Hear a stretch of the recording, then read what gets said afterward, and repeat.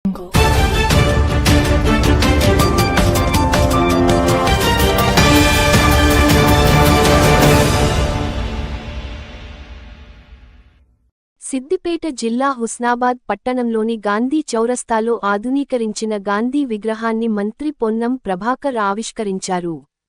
అనంతరం రైతు బజార్ వద్ద సుందరీకరించిన జంక్షన్ను ప్రారంభించి మంత్రి మాట్లాడారు.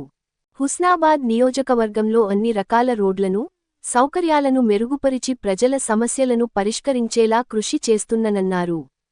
హుస్నాబాద్లో రింగ్ రోడ్డు ఏర్పాటు చేయడానికి ప్రతిపాదనలు పంపించానని పేర్కొన్నారు. నియోజకవర్గంలో పెండింగ్లో ఉన్న గౌరవెల్లి ప్రాజెక్టు, దేవాదుల, శ్రీరామ్ సాగర్ కాలువల నిర్మాణాలను పూర్తి చేసి సాగునీరు అందించే ప్రయత్నం చేస్తున్నానని వెల్లడించారు. వ్యవసాయ అనుబంధ పరిశ్రమలను ఏర్పాటు చేసి హుస్నాబాద్ను అన్ని రంగాల్లో రోల్ మోడల్గా అభివృద్ధి చేస్తానన్నారు.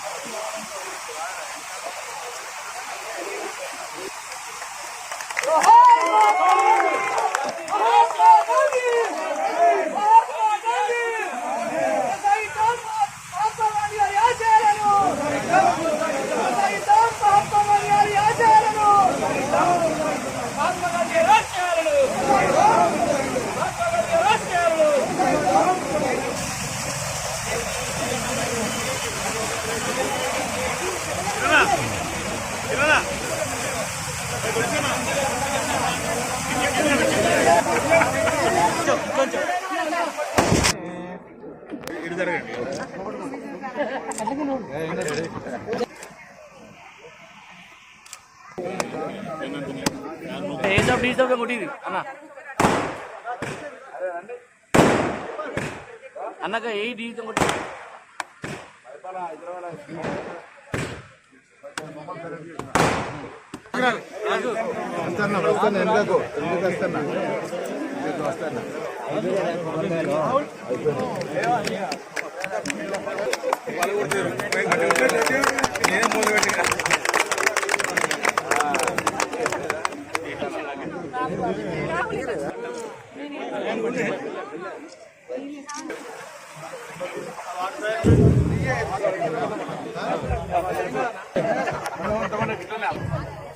హుస్నాబాద్లో ఏర్పాటు చేసిన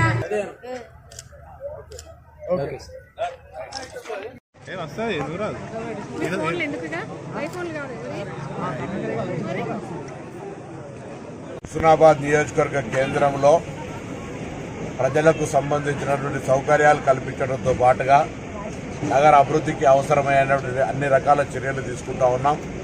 రోడ్ల విస్తరణ కావచ్చు, జంక్షన్ల అభివృద్ధి కావచ్చు, drinking water issue, sanitation issue, అన్ని రకాల సమగ్ర అభివృద్ధికి సంబంధించి ప్రణాళిక తీసుకొని కార్యక్రమాన్ని చేపట్టడం జరుగుతూ ఉంది.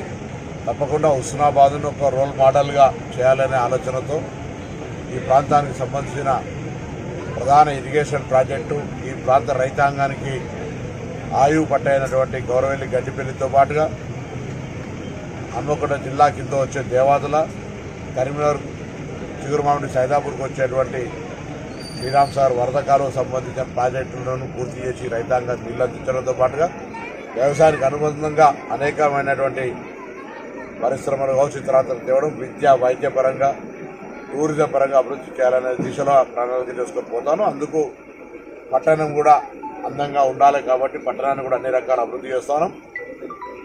తప్పకుండా ప్రజల ఆకాంక్షకు అనుగుణంగా ఈ హుస్నాబాద్ పట్టణానికి కూడా ఒక మంచి రింగ్ రోడ్డును కూడా ప్రతిపాదన చేసినాను. తొందరలోనే వాటికి కూడా అనుమతి తీసుకొచ్చి ఇప్పటికే కరీంనగర్ కొత్తపల్లి హుస్నాబాద్ 4 లైన్ల రహదారికి ఒక ఫేజ్ శాంక్షన్ తెచ్చినాం. అదేవిధంగా అక్కన్నపేట రోడ్డు జనగామకు సంబంధించి కూడా 4 లైన్ ప్రతిపాదన చేసినాం. ఈ విధంగా అన్ని రకాల రోడ్లను, ప్రజల సౌకర్యాలను, సమస్యలను పరిష్కరిస్తూ సంక్షేమ కార్యక్రమాలైన రేషన్ కార్డు, ఇందిరమ్మ ఇండ్లు, ఇతరత్ర రైతు భరోసాలు కూడా ప్రజలందరికీ చేరే విధంగా ఎప్పటికప్పుడు మన ధాన్యం కొనుగోలు ఏ విధంగా అయితే డైలీ పర్యవేక్షణ చేసామో భవిష్యత్తు కూడా అట్లే పర్యవేక్షణ చేసి ఇక్కడ ప్రజల సమస్యలు ఏమీ లేకుండా ఉండే విధంగా పూర్తిగా కష్టపడుతూ పనిచేస్తూ వారందరికీ సహకారం అందించేటువంటి ప్రయత్నం చేస్తాం.